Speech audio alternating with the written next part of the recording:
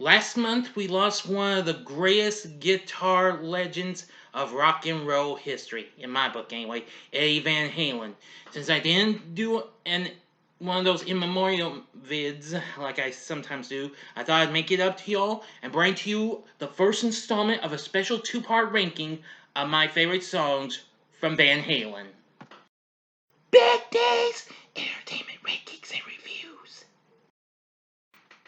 So greetings, my fellow YouTubers, and welcome to Big D's Entertainment Rankings and Reviews.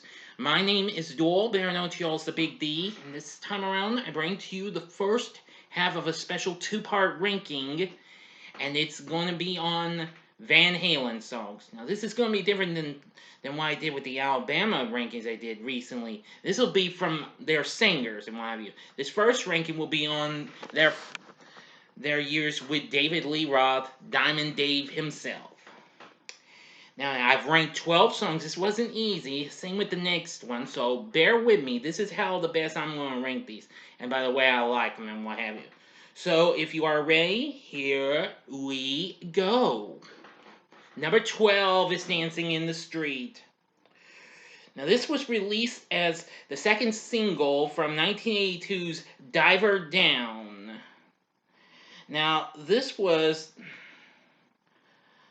the cover of the tune that was originally done back in the 60s by Martha and the Vandellas. I will say that the band's version is pretty good and what have you. It's not really one of the best, but I do like it. I get to hear it a few times on the radio. I mean, this was one of a couple covers I've seen, but there may be other covers on the Diver Down album. Another one's on this list, as a matter of fact, so Dancing in the Street's not too bad of a song. I thought it was pretty good. Number 11 is Dance the Night Away. Released as the first single from 1979's Van Halen 2, the band's sophomore album.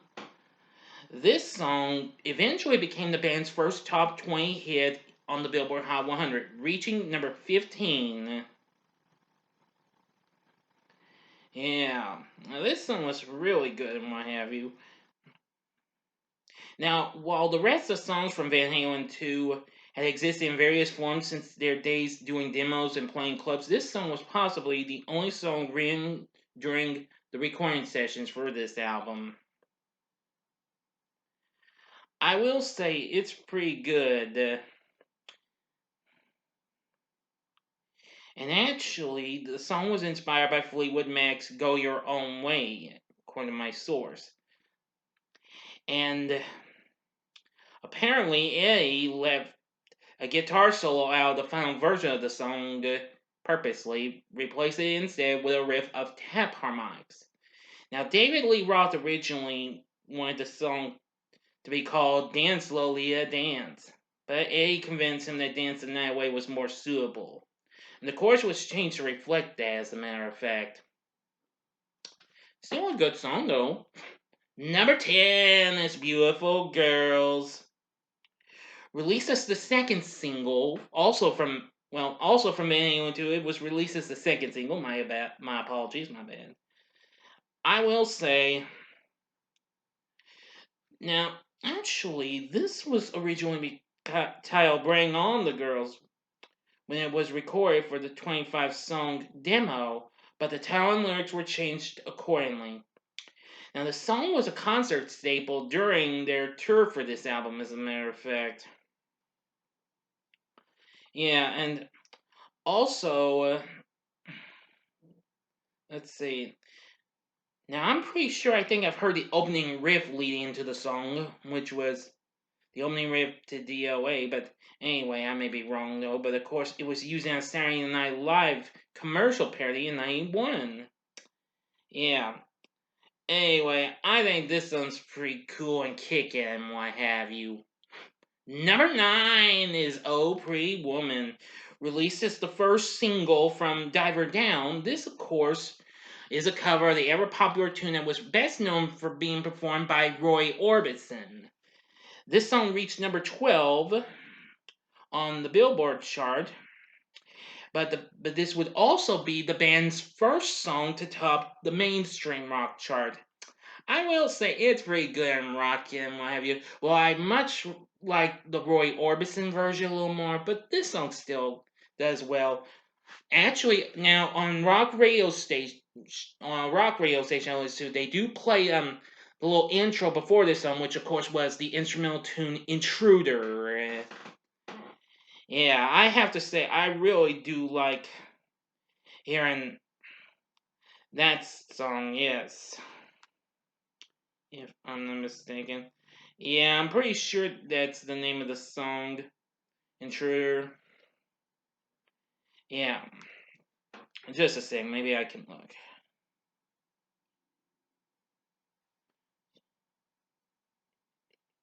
Yes, Intruders, the name of the little instrumental thing they play before that song. Yes, that song's pretty good too. So that's one of the few songs where you get to hear an additional tune before playing the original tune we are to hear. It's still a good one. Number 8 is "I'll Wait." Now, this was released as the second single from 1984 from that same year. And this song eventually became a hit. The song reached number 2 on the mainstream rock chart and number 13 on the Billboard Hot 100.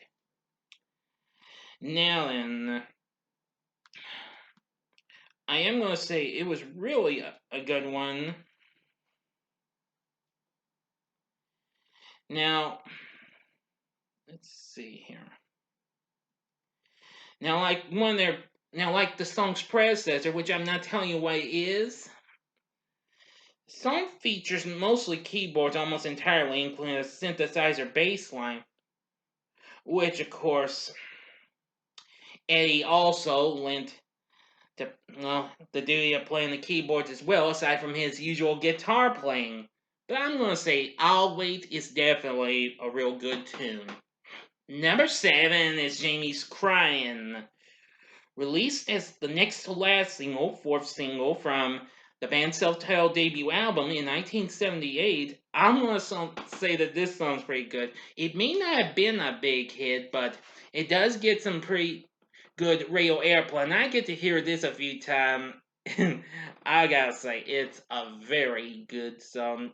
Not quite much to say about, but I love Jamie's Crying. It's definitely a good one.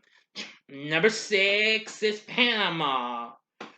Released as the third single from 1984, this song is outrageously kicking.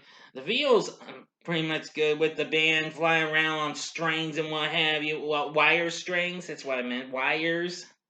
Yeah. Anyway, now the song was reportedly written about a car, but however, in an interview he did with Howard Stern, David Lee Roth explained the meaning behind the song. Although the song features some suggestive lyrics, it is about a car that Roth saw race in Vegas, and its name was Panama Express, hence the title of the song. So anyway, I thought it was pretty cool. Yeah. So Panama is definitely a real good tune. Number 5 is Hot for Teacher, also from 1984. Now, this was released as the final single, and of course, being the last single the band would do with David Lee Roth before he was Splitsville. Anyway, now this song's kicking too. And what can I say? It's just got so much fun. Of course, the song features Alex, of course, that's A's Big Brother's double bass drum performance, which that's awesome. The music video features the band as both adults and young students. Unusually for a single, it begins with a 30-second drum solo, followed by another 30 seconds of instrumental introduction. Oh my gosh, it's really cool. Now, the ending of the song comes from a studio outtake from the band's club days entitled Voodoo Queen. I think this was really a fun song, getting one of you. The music video is unforgettable too. Especially when we see this kid named Waldo him for the school bus, and we see the bus driver, who is played by David Lee, tells him, "Sit down, Waldo." Oh boy. Yeah, really kicking tune. Absolutely love Hoffer Teacher. It's definitely a gem. Number 4 is Unchained. Excuse me. Released as the 4th single from 1981's Fair Warning. Well, while I have heard the first single from the set, so this is Love, I'll give that as an honorable mention.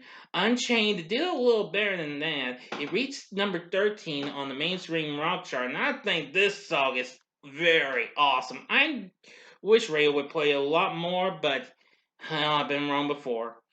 Anyway, actually, the title of this was supposed to be Hit the Ground Running, which of course we hear that song. And the song features prominent use of the MXR M117 flanger, which became a popular sound and spurred sales of the pedal. A really cool song this is, especially when we hear David talking and what have you, and we hear producer Ted Templeman's only vocal contribution to the band when he says, "Come on, Dave, give me a break." And David's like, "Hey, hey, hey, one break coming up." Oh boy, that's all I need. This song is just so much fun and kicking. I really love it. Number 3 is You Really Got Me.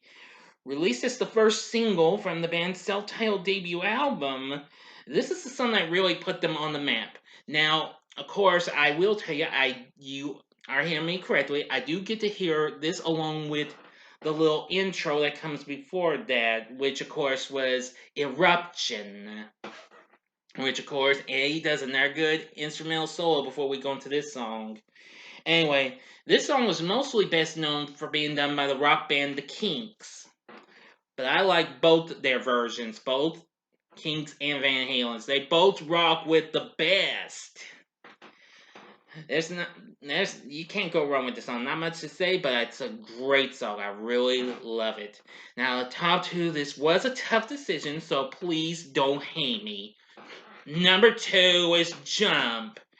Released as the first single from 1984, this was the band's most successful hit to date. The single went gold as it originally came out in late 1983, as a matter of fact. Now, my brothers actually had the single of this, and my older brother actually had the 1984 album. I only listened to the 1984 lead-in and then to this song. But you would rarely hear 1984 played before Jump, you know. Oh well. Anyway, this song's eventually become a sporting anthem and all that jazz. It was just so much good.